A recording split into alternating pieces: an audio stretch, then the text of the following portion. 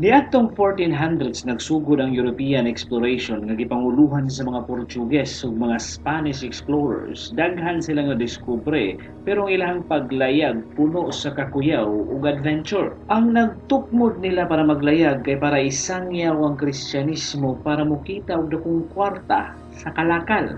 Niadtong panahon ang pinakaimportanteng produkto kay ang mga lamas nga sa Far East lang makit-an sama sa ahos, sibuyas, luya ug muskada or nutmeg. Kontrolado sa mga Portuges ang ruta paingon sa Spice Island nga gusto sa mga katsila nga aduna pod sila'y kaugalingong ruta sa Molucas para mokita og dakong kwarta sa spice trade. Kini ang istorya sa ekspedisyon ni Ferdinand Magellan para madiskubre ang ruta sa Molucas or Spice Island nga puno sa adventure nga niresulta sa pinakaunang circumnavigation sa kalibutan ug pagsugod sa Kristyanismo sa Pilipinas. Pero sa di pa ang tanan, ayaw kalimot sa pag-subscribe ug i-click ang bell icon para sa mga musunod nga istorya diri sa Abiseth TV.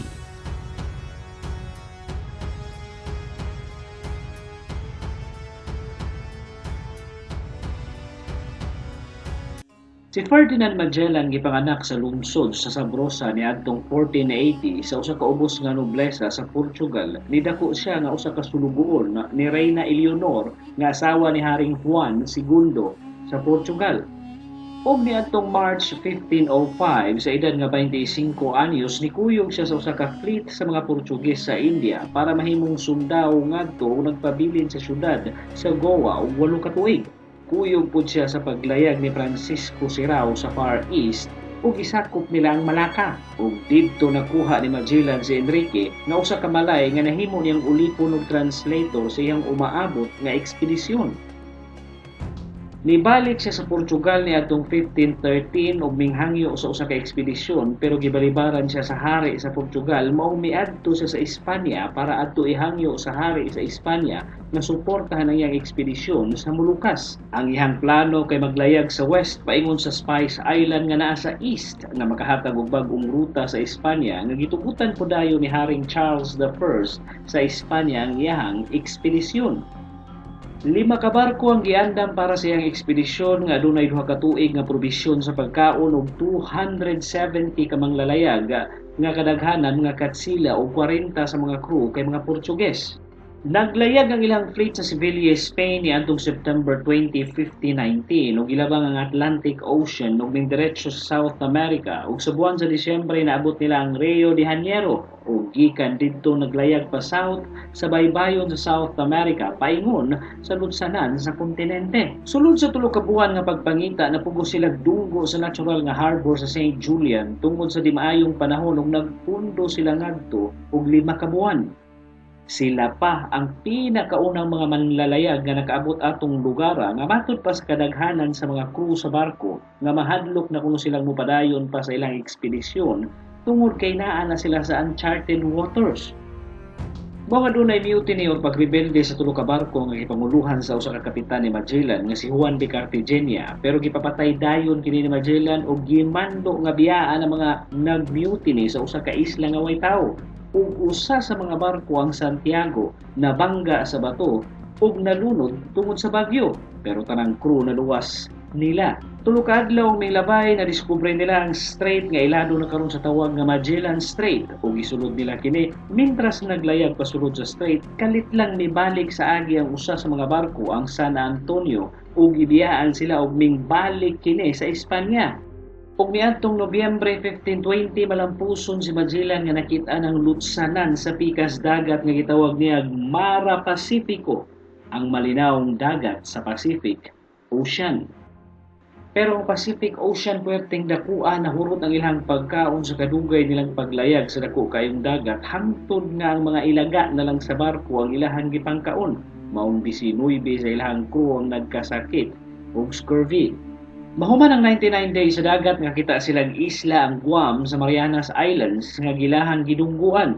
Pero ang mga nitibo sa isla kay nangatkat sa ilang barko ug gipanguha ang tanang makuptan niini hasta ang ilang dakong bangka gikuha. Sa kalagot ni Magellan, gipamusil nila ang mga nitibo mo nga dunay away nga nahitabo. Pero dali kayo nilang napildi ang mga nitibo maong naglayag silang pagbalik palayo sa isla. Ang gitawag niya itong isla og Islas de los Ladrones or Isla sa mga Kawatan. Milabay ang usa ka semana miabot sila sa isla sa Limasawa sa Visayas niadtong March 16, 1521 ug midunggo sa isla ug nagpundo sila ngadtong usa ka buwan para mopahuway ug tungod giganahan sila sa pagkaon sa saging ug butong ug silang pinakaunang European nga nakaabot sa isla. Giamigo ni Magellan ang dato sa isla ug niadtong March 31 nahitabo ang pinakaunang misa sa Pilipinas ug nagtukod og cross sa pinakataas nga buntod sa isla.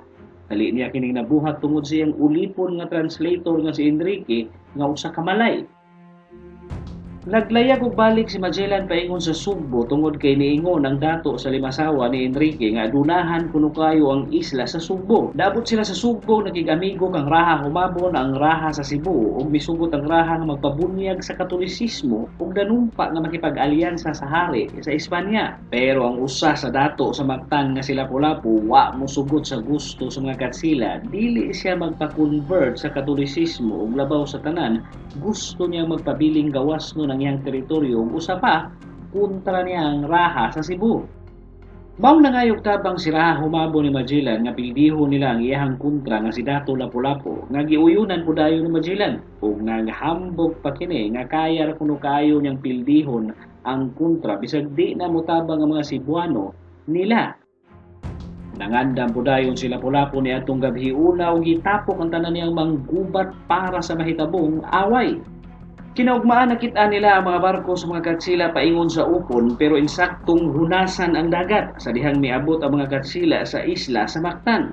Sa suwat ni Antonio Pigafetta ang chronicler nila sa ekspedisyon nga kauban pud sa gubat sa Mactan nagingon 49 kuno silang tanan nga mingnaog sa barko kauban si Magellan para kumpruntahon ang mga nitibo sa baybay tungod kay di kaduol ang ilahang mga barko kay puwerteng hunasa sa dagat ug daghang bato ug di pud maabot sa ilahang kanyon ang baybayon. Sa dihang mingkawas na sa tubig paingon sa baybayon ng mga Katsila mingporma dayon og tulo ka dibisyon ng mga nitibo nga hapit mo 5 ka buok nga naa sa baybay. Dayon sinagitay og perting kusugaw ni dasmag dayon paingon sa mga Katsila. Gisugat po dayon ang mga buto-buto sa mga pusil sa mga Katsila ang mga nitibo pero wa kini kahadlok na moatake og sunod-sunod ug gitarget nila sa Magellan. Duha ka beses nilang natangtang ang helmet niini samtang nang uwan ug pana. Padayon ang away ug naigo si Magellan sa kawayang bangkaw sa naong pero namatay pud dayon ni Magellan ang nitibo sa usa ka bangkaw pud nga iyang napunitan. Pero galisod siyang hulbot sa iyang espada tungod sa iyang igo sa bukton. Nakita sa mga nitibo nga galisod ug lihok si Magellan maong gitabangan siya ug dasmag ug usa sa mga niatake gisamaran siya sa iyang wang bitiis nga mao'y hinungdan sa paghagsa ni Magellan ug pagkaumod sa bunbun. Nga gitabangan dayon og duslak sa mga nitibo hangtod siya namatay. Ning atras po dayon mga nabiling Katsila pabalik sila mga barko kauban na si Pigafetta. Pagkahapon nihatag og copper ug putahaw ang raha sa Cebu ngadto ni Lapu-Lapu baylo sa lawas ni Magellan. Pero wa kini dawatan ni Lapu-Lapu ug miingon nga dili niya ihatag iyang pinakanindot nga tropeyo sa gubat. Paglabay og upat ka adlaw sa Cebu giambos sa mga Katsila sa mga Cebuano sa usa ka pagtipon ug napatay nila ang 30 ka mga Katsila.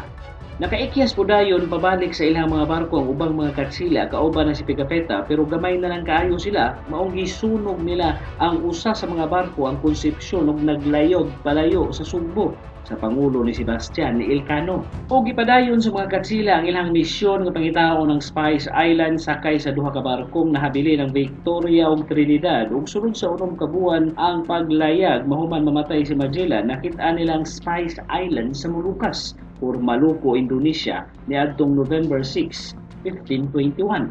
Mipahuway ang mga Katsila sa isla ug gipuno ang ilahang mga barko sa mga importanteng kargo nga mga lamas sama sa apos, sibuyas ug muskada or nutmeg. Og niadtong December 18, 1521 ang Trinidad naglayag pabalik sa Pasifiko pero wa kini makalayo kay nadakpan sa mga Portuges. Samtang ang barkong Victoria nga gipanguluhan ni Elcano nagpadayon og paglayag paingon sa west ug gilabang nila ang Indian Ocean. Ug niadtong September 6, 1522 naabot nila ang Sanlúcar de Barrameda sa Espanya sa 270 nga manlalayag kauban sa ekspedisyon.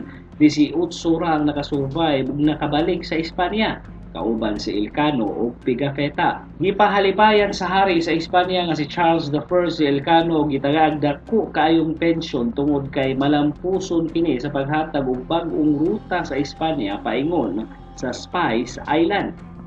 Ang ekspedisyon ni Magellan nga gihuman ni Elcano kay mo'y pinakaunang biyaheng pagtuyok sa kalibutan nga nagpamatuod nga lingin ang kalibutan og perting dakua. Maupod katoy pagsugod sa Katolisismo o pagpanakop sa mga katsila sa Pilipinas.